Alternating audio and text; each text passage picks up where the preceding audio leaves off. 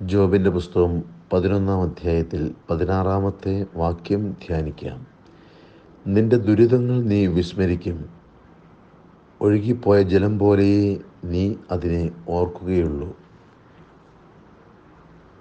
ജോബിൻ്റെ ജീവിതത്തിൽ ഉണ്ടാവുന്ന ശക്തമായ ദൈവസാന്നിധ്യ ബോധത്തെ ഉണർത്തുന്ന വാക്യമാണ് നമുക്ക് ലഭിക്കുക.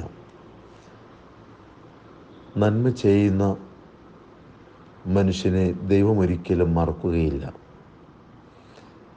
അങ്ങനെ നന്മയിൽ ജീവിക്കുന്നവൻ്റെ ജീവിതത്തിൽ ഒരിക്കലും ദുരിതങ്ങളോ പ്രതിസന്ധികളോ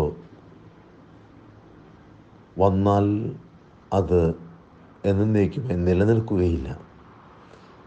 കാരണം ദൈവം അതിൽ നിന്നെല്ലാം അവനെ കരം പിടിച്ചുയർത്തും.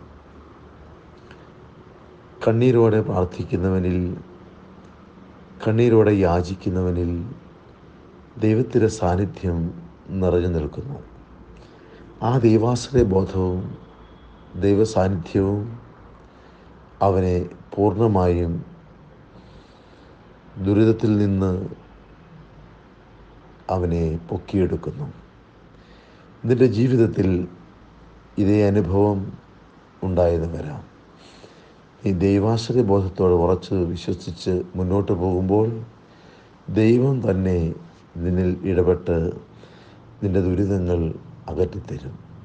ആ പ്രത്യാശ ജോബ് നിനക്ക് കാണിച്ചു തരട്ടെ.